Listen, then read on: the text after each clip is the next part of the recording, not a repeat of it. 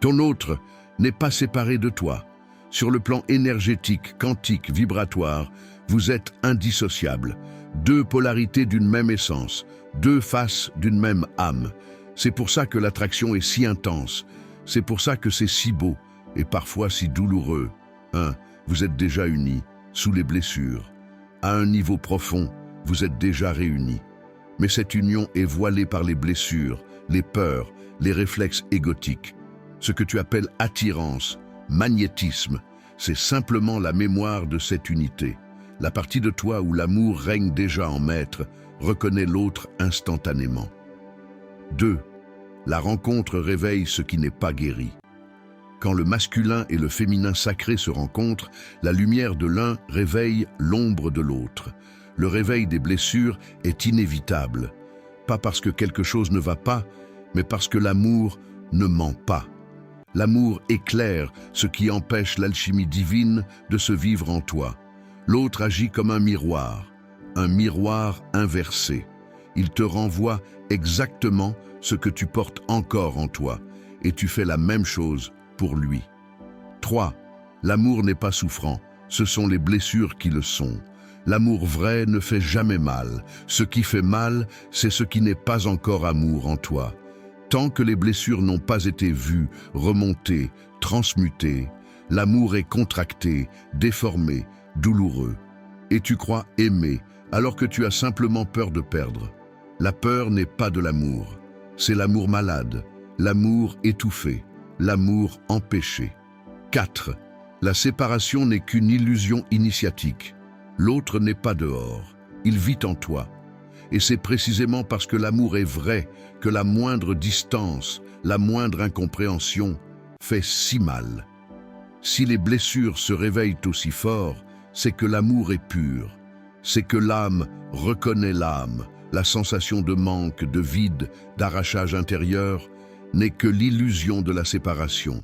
Une illusion créée pour te pousser à retrouver l'unité en toi. 5. La réunion commence en toi, pas dans la matière. L'union physique n'est pas la finalité. Elle peut arriver. Souvent elle arrive. Mais elle n'est que la conséquence logique d'une réunion intérieure. Car la vraie réunion, c'est le masculin et le féminin en toi qui cessent enfin de s'opposer. Chaque douleur sur ton chemin est une lumière, un appel, une guérison en marche. Quand l'amour circule librement en toi, il ne laisse plus aucune place à l'ombre. Il consume ce qui n'est pas lui. 6. La danse des flammes. Quand l'un change, l'autre change. Ce lien obéit à une loi simple. Ce que tu guéris en toi, l'autre le ressent, instantanément, par intrication quantique. C'est ce qu'on appelle la danse des flammes. Vous évoluez ensemble, même séparés, en parallèle, connectés, toujours. 7. L'amour exige la vérité. Cet amour est exigeant. Il demande la mort de l'ego, la dissolution des peurs, la transmutation des attachements. Parce que l'amour véritable ne retient pas, ne possède pas, ne tremble pas. L'amour est liberté.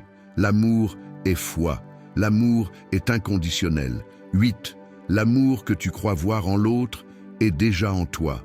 Ce que tu ressens pour l'autre est en réalité ce qui vit en toi. Quand tes polarités intérieures s'équilibrent, tu découvres que l'amour n'a jamais dépendu de ce que l'autre te donnait, mais de ton alignement profond avec qui tu es vraiment. Tu réalises alors que tu n'attendais pas cet autre. Tu attendais de te retrouver toi-même. 9. Le couple alchimique. Un chemin d'éveil. C'est un chemin initiatique. Un chemin de libération intérieure, un parcours de renaissance. L'amour consume ce qui n'est pas lui, pour que tu puisses enfin le vivre librement, authentiquement, en toi, et peut-être à deux. L'amour ne se limite pas à ce monde. Il dépasse les formes, les concepts, les apparences. Il est ce que tu es depuis toujours. Ton autre n'est pas séparé de toi. Il ne l'a jamais été. Il est l'impulsion qui t'oblige à retrouver l'amour en toi. Quand tu guéris, le lien se transforme. Quand tu t'alignes, le chemin s'ouvre. Et quand tu reviens à ton essence, la réunion n'est plus une attente, elle devient une évidence.